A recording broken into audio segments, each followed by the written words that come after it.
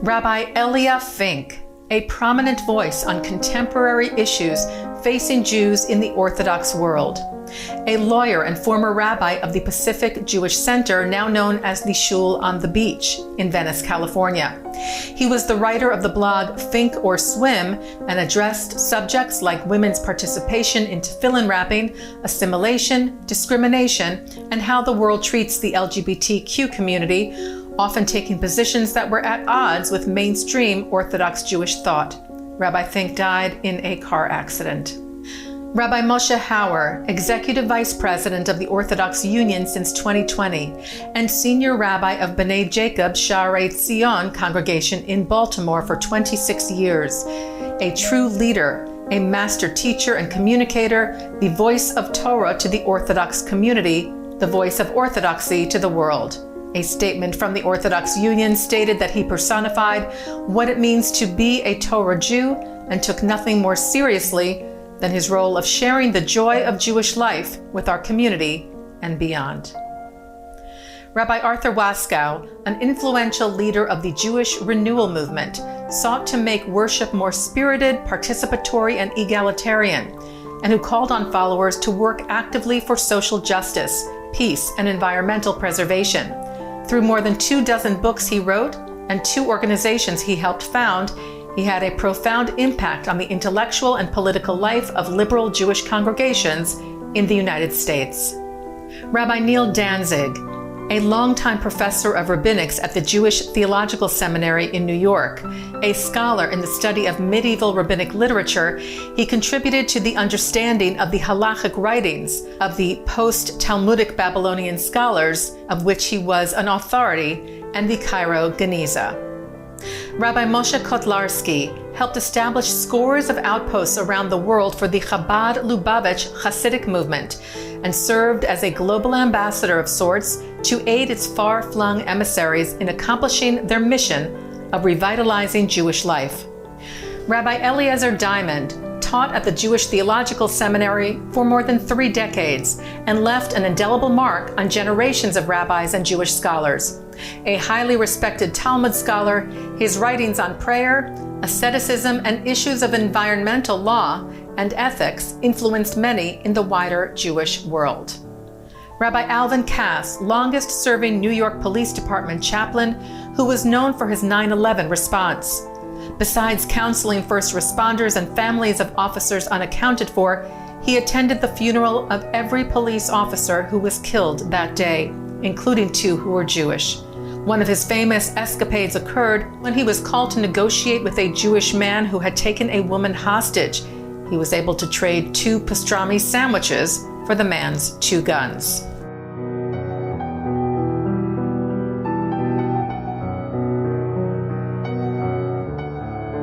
Marian Wiesel was a literary and political advisor who helped her husband Elie Wiesel become recognized as a singular moral authority on the Holocaust.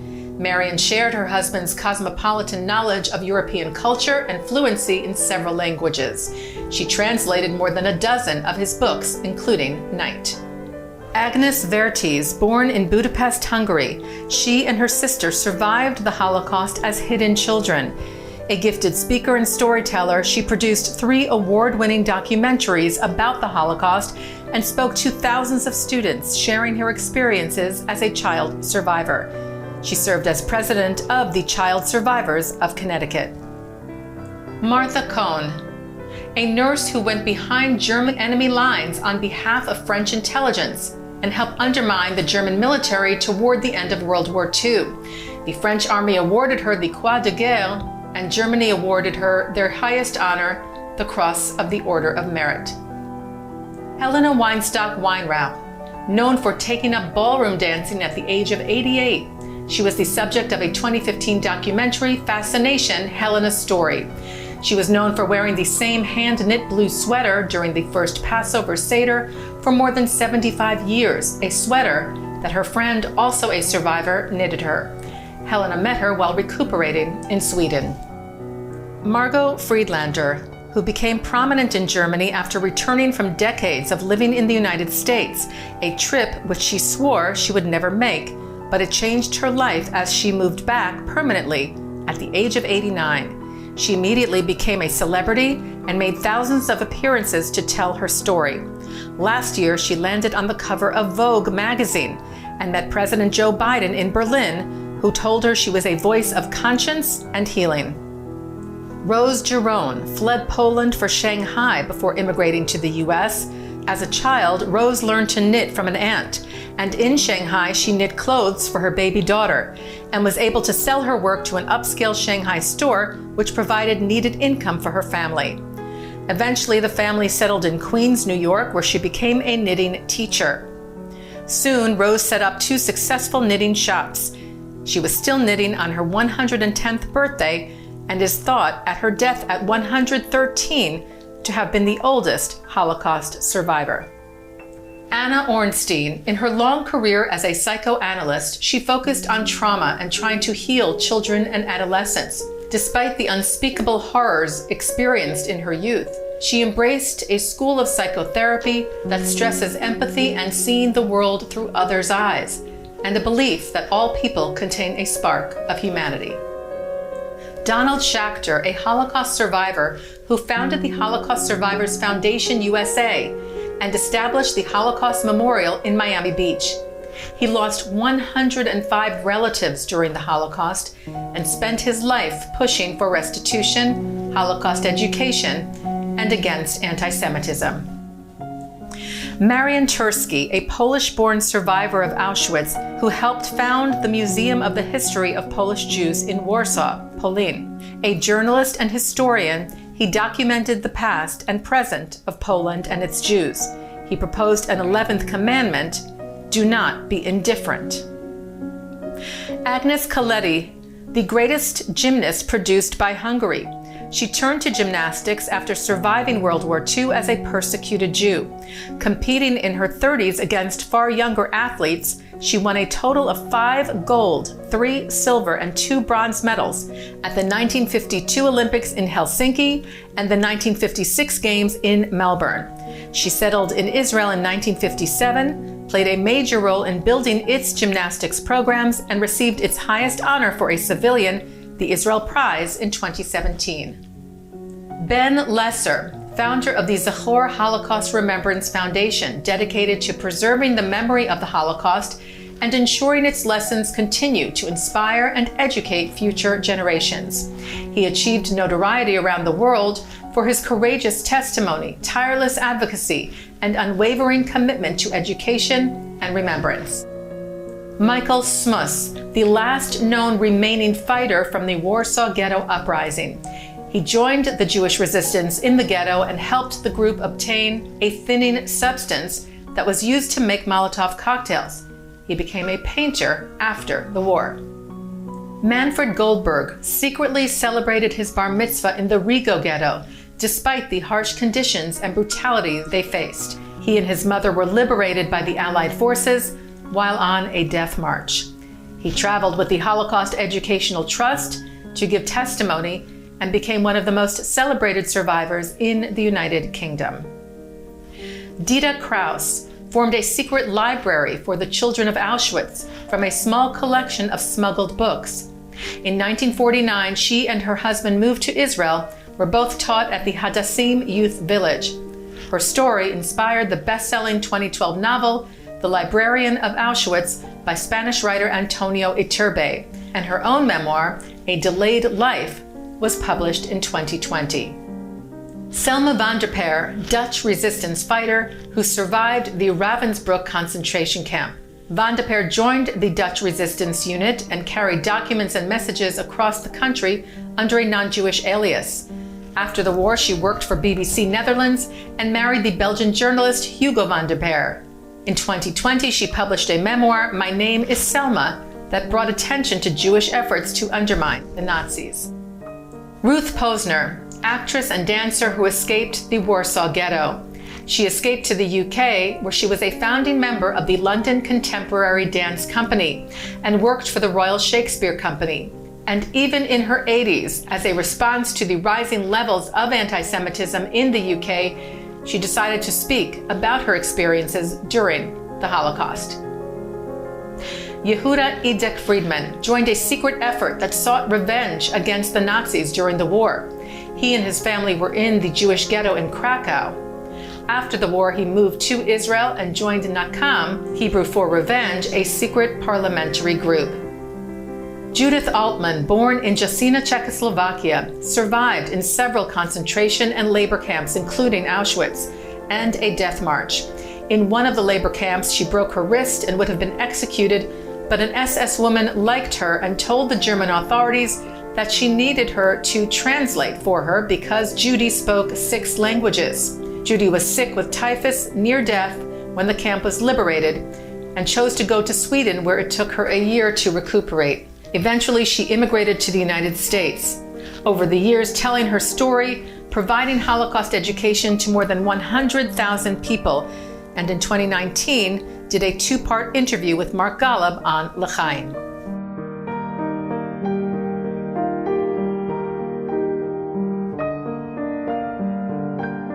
Giora Evan Epstein, the Israeli Air Force's most decorated fighter pilot and the world's top supersonic jet ace, credited with 17 aerial shootdowns, made him a global aviation legend.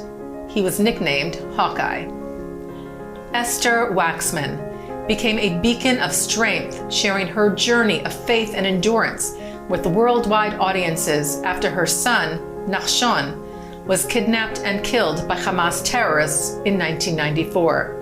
Nachshon was a 19-year-old sergeant in the Golani Brigade in the IDF, abducted while hitching a ride near Jerusalem.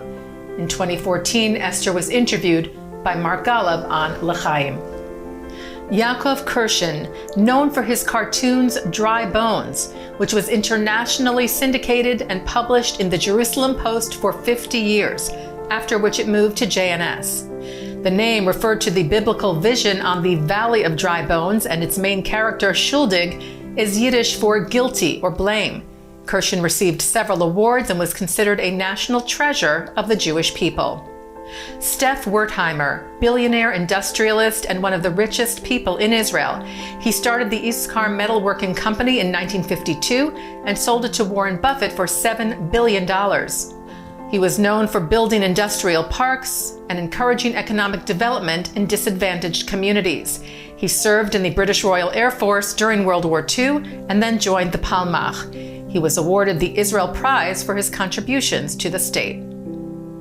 Major General retired Eli Zeira, chief of the military directorate during the 1973 Yom Kippur War, and one of the most controversial figures in Israel's military history. He is said to have misread Egypt and Syria's intentions to attack in 1973 and was widely blamed for Israel's failure to be prepared for war, which is regarded as Israel's gravest intelligence and security failure, alongside October the 7th.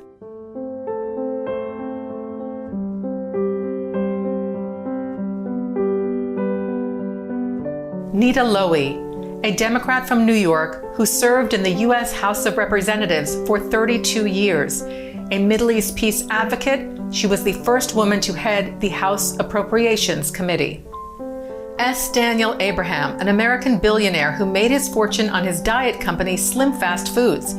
He spent his life advocating for peace between Israel and the Palestinians and was a major funder of Middle East peace initiatives. In 1989, he founded the S. Daniel Abraham Center for Middle East Peace. He also donated to Israeli and American universities. Dr. Felix Glaubach co-founded a successful home care corporation, which enabled he and his wife Miriam to make significant donations to causes in Israel and the United States. He donated $10 million to his alma mater, Yeshiva University, for the university's career center, which was renamed Shevet Glaubach. David Sassoon, fashion designer, co-director of the couture house Belleville Sassoon, was known for dressing the royal family for decades. He designed Princess Diana's 1981 wedding dress, and his work was a key part of what made her a global style icon. Sassoon's designs were influenced in part by his Jewish heritage. Leonard Lauder was the driving force behind the Estee Lauder Company's successful international expansion, which enabled him to become one of America's most influential philanthropists and art patrons. He gave hundreds of millions to museums, medical institutions, and breast cancer and Alzheimer's research, as well as to other cultural, scientific, and social causes. At one point, he donated a collection of paintings to the Metropolitan Museum of Art in New York, valued at more than $1 billion. Kitty Dukakis, wife of Massachusetts Governor Michael Dukakis, was a longtime activist on behalf of underdogs and people who struggled. Among the subjects most important to her was continuing education on the Holocaust, and she was appointed to the U.S. Holocaust Memorial Council by George H.W. Bush. Saul Zabar, for more than 7 decades, was the principal owner of the world-famous New York appetizing store bearing his family name. Zabar's was started by his parents in 1934 and grew from a 22-foot wide store into a 20,000 square foot emporium on New York's Upper West Side. Mark Mellman, founder of the Democratic Majority for Israel, to counter a drift away from Israel among younger people in the party. He had a profound understanding for American and Jewish history and thought that Jewish values and democratic values went hand in hand. He was the go-to pollster not just for Democrats, but for firms including the Washington Wizards, United Airlines, and both Pepsi and Coca-Cola. Bruce Slovin, lawyer, businessman, and Jewish philanthropist, was the mastermind and founding chairman of the Center for Jewish History. He was credited with saving YIVO from financial ruin. He will be best remembered for his idea to bring numerous Jewish organizations together into a single building under the banner of the Center for Jewish History. Frank Gehry, one of the world's most renowned architects, known for his contributions to modernist architecture. Born Ephraim Owen Goldberg, he changed his name to Gehry because he was worried about anti-Semitism. His most acclaimed works are the Bilbao Guggenheim, the Walt Disney Concert Hall in LA, and the Louis Vuitton Foundation in Paris. He won the prestigious Pritzker Prize in the field of architecture, the Jerusalem Prize for Arts and Letters, and in 2016, President Barack Obama awarded him the Presidential Medal of Freedom.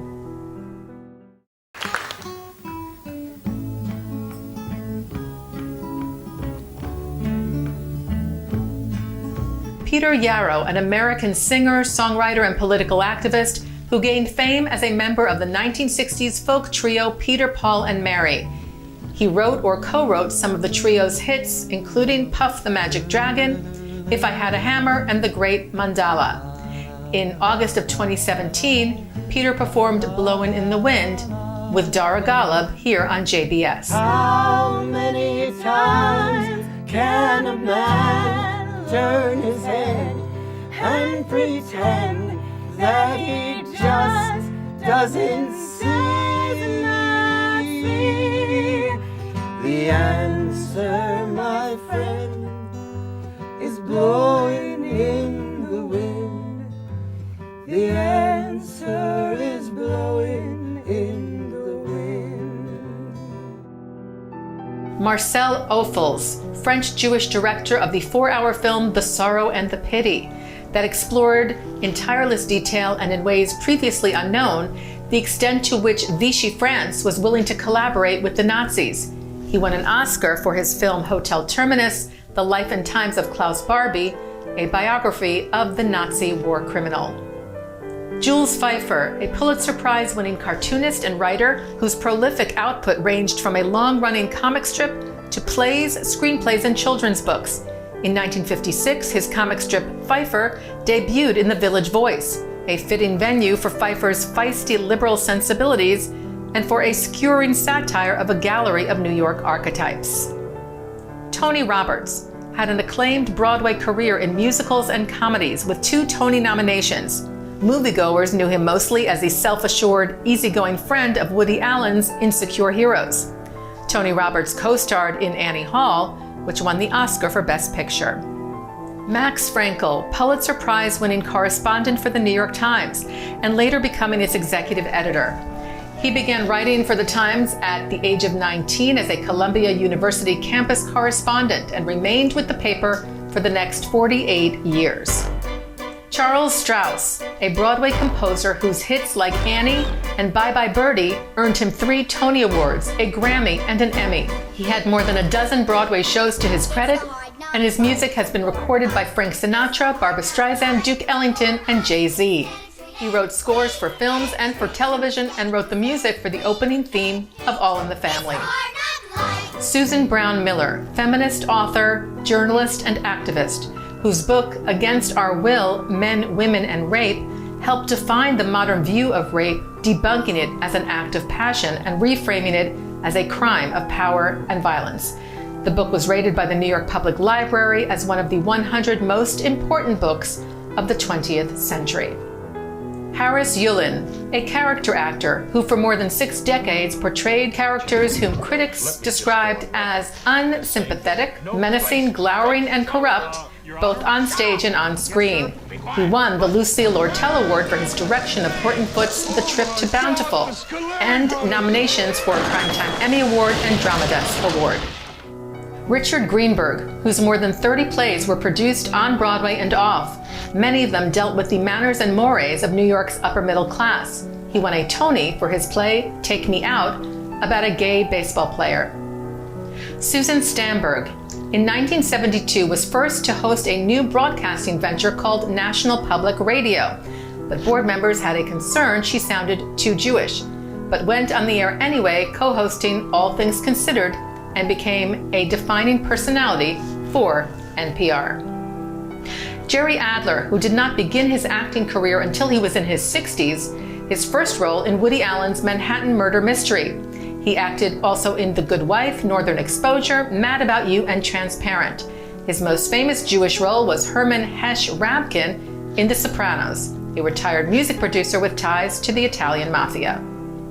Tom Lehrer never identified closely with his ancestral Judaism, but wrote one of the first popular songs about the Jewish holiday, I'm Spending Hanukkah in Santa Monica, which was commissioned by Garrison Keillor. Like a baby in his cradle, I'll be playing with my dreidel. Here's the Judas Maccabeus. Boy, if he could only see us spending Hanukkah in Santa Monica by the sea. Daniel Danya Aaron Naroditsky was an American chess grandmaster, commentator, and content creator, regularly ranked in the top 200. He was a specialist in speed chess. In blitz chess, he ranked in the top 25 in the world. Tom Stoppard, one of the world's most prolific and celebrated playwrights, learned later in life about his Jewish identity. When Tom was 18 months old, his family fled Czechoslovakia to Singapore to escape the Nazis. After his father's death, he adopted his stepfather's name, Stoppard. In 1986, he organized a demonstration in London on behalf of Soviet Jews, and after the fall of the Soviet Union, learned about his own Jewish identity, and that all 4 of his grandparents were murdered in Nazi concentration camps. His final staged play, Leopoldstadt, which won the Tony for Best Play in 2022, dealt with his family's Holocaust history. Carrie Soloway, a Jewish psychiatrist in Chicago, whose late in life coming out as transgender was the basis for her children's hit Amazon TV series Transparent. Since the show's premiere, she became an icon to the trans community. Transparent blazed a path for modern LGBTQ Jews exploring their identity. Catherine Janice Kahn, best known for illustrating the Sammy Spider series of Jewish children's books. Catherine's art and storytelling helped shape the landscape of Jewish children's literature, and her books received many national awards. A fine artist, she was also noted for her works on political justice and women's issues. Stephen Charles Pickman, known as comedian Sarge, became familiar to JBS viewers from his appearances on JBS's The Jake Ehrenreich Show.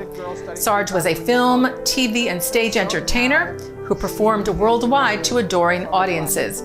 His side-splitting comedy, natural acting skills entertained crowds for decades.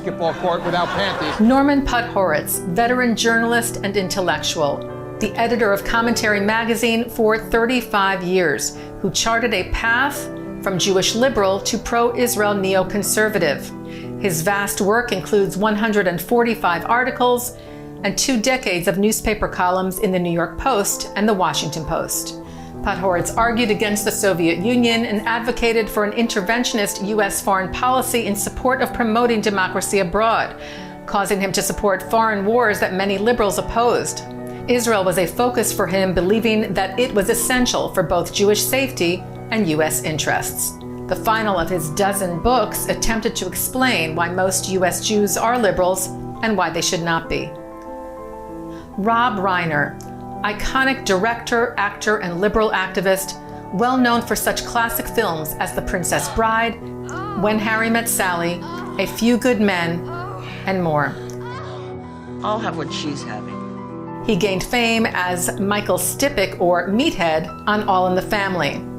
Rob was the son of actor and comedian Carl Reiner and was a major fundraiser for the Democratic Party's top candidates for office. Helen Nash, kosher cookbook author and philanthropist, who pioneered modern Jewish cooking. In 1984, her first cookbook, Kosher Cuisine, which adapted a variety of international recipes for kosher cooks, became a household name. She sought to prove that kosher cooking could be as varied, elegant, and exciting as one wanted to make it. She wrote 2 more cookbooks demonstrating her ability to expand the kosher palate. According to Nash, there was no cooking in her childhood. During World War II, when she was 4, her family was deported from Krakow to labor camps in Siberia, where there was no food, no fruit, no vegetables. After the war, her family moved to Brooklyn, where they reunited with her maternal grandparents. When she married her husband, Jack Nash, she insisted they keep a kosher home.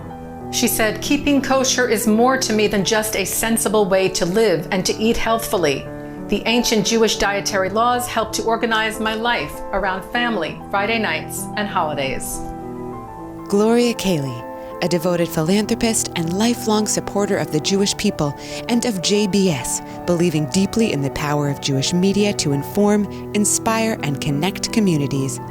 Together with her husband Harvey, Gloria was a driving force behind Camp Kaylie, a summer program grounded in Torah values, community, and inclusion, helping shape young people's character and foster lifelong friendships. The Kaylies gave generously to Jewish causes across the country with a particular passion for Jewish education and community building. Their philanthropy supported generations of young Jews and strengthened institutions dedicated to Jewish life, learning, and identity.